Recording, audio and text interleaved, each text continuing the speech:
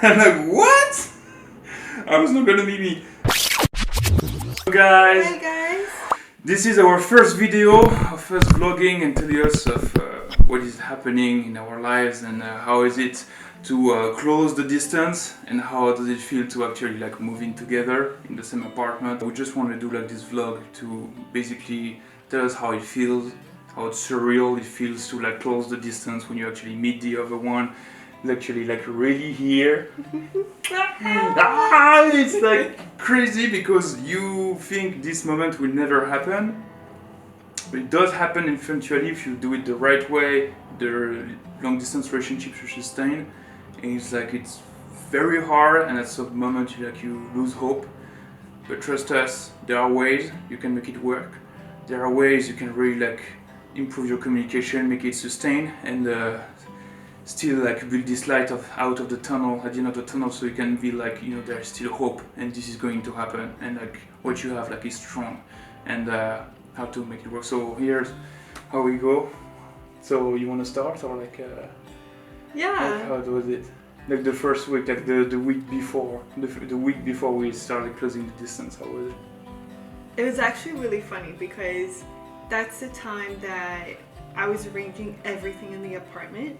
Yeah. And it was just so crazy because I was also working at that time, and so every single time after getting off work, I would have to come back home and then clean, because I've been living with my sister recently, like during that time, and I didn't get a chance to clean, anything. So most of the stuff was packed. A lot of the things were like this sofa we just got, literally. Yeah, well, thank you for making the place looking good for us. It's very nice. It feels homey now, right? Yeah, it feels homey. I mean, I still don't know where the forks and knives are, but like, it's pretty good. Yeah. Yeah. We're still missing like the stack for your, like, how do you call that in English? The stack? Yeah, the stuff to put like drying the. Oh, the dish stuff. rack. The dish rack, yeah, we're still missing the dish rack. The dish rack, that kind of stuff. Yeah, it was, but we're getting there. We're getting there. Like finally. we're getting there. Finally. Yeah. And yeah, go ahead.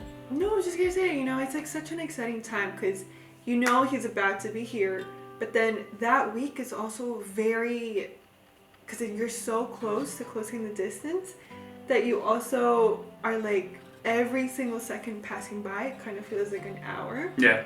So as we were getting closer and closer, the last, I think, 3 or 4 days were probably the toughest. It's weird because like we spend all that time away from each other. Yeah. But weirdly saying, like those last 3-4 there felt longer than the actual 2 years that we were apart. Yeah. Like this time felt way longer than all the time we spent apart from each other. Yeah. That was so weird. That's how excited we were. Like we were like, oh my god, this is approaching, like, and exactly like you described. Like every second, minute, you're like, damn. Like, oh, it's 1 p.m. 1. Oh, it's 1 p.m. 2. Oh, it's 1 p.m. 3. No, oh, seriously, that's exactly how I felt. Yeah. Yeah. It's horrible. Like it's time when to slow down. It's gonna be hard for you to wait. But that works eventually. And the good thing we had for us is that you had the apartment, and we had a lot of stuff to do on each other's side. Like me, for example, like I had to check out of my apartment. Yeah. I was leaving my job, my company. I was saying bye to my family, and I had like a bunch of administrative stuff to do in the meantime. And it's like it kept me busy, but still, like the time felt like it was like slowing down and all the time. But yeah, it's like especially because on my side, like she was waiting for me because she already had the apartment, and she was like she was the one staying in the country, and I was the one joining her. I think the person moving, to the other country, that's the toughest one. Like you had it really tough, I think that's the tougher in terms of things to do, and emotionally speaking, it's like you're the one leaving things behind, so it's like, damn, you're giving up all these things, and even I was used to it because I lived in so many countries, but still it's hard. Like living, it's always hard, especially when you spend years, not just months. It's not like I did an internship there and there. I just stay 6 months. Say, oh, that was a good time, but like you leave and that's it. Not like here was like years. Mm-hmm. And saying bye to that is kind of hard. But you know, when it's worth it, No. when it's worth it.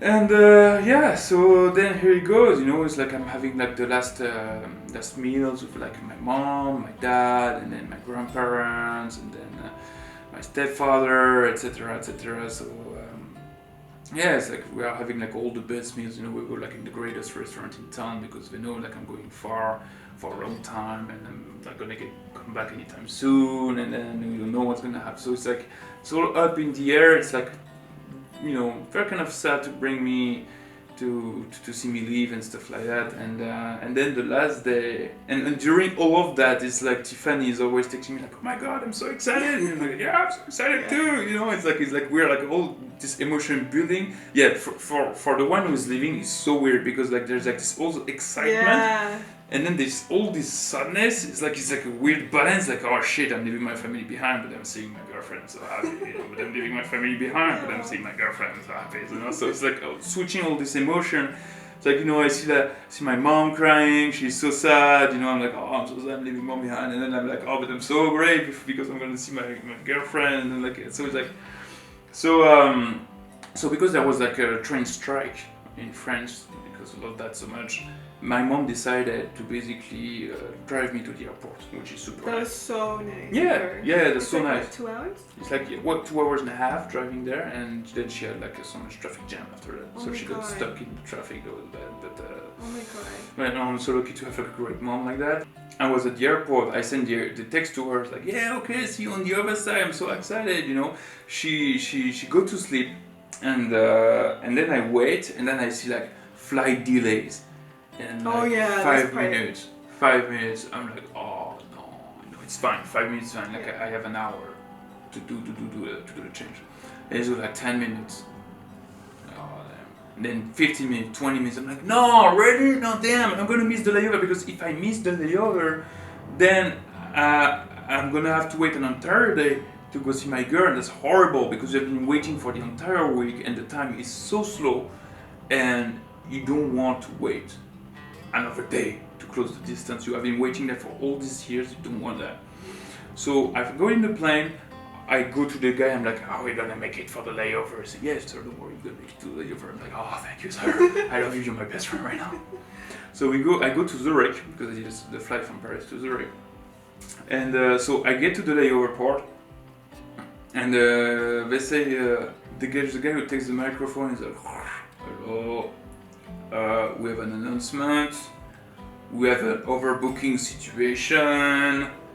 One of you will have to fly tomorrow. I'm like, what? I was not gonna be me. Seriously, I was like, I really need to get on the plane and ready to leave. So it's like, I go on the plane, and I have a hard time sleeping on the plane because I'm like 190 centimeters. And then my legs are bumping in the chair in front of me. It's like it's impossible to sleep, and that feels horrible.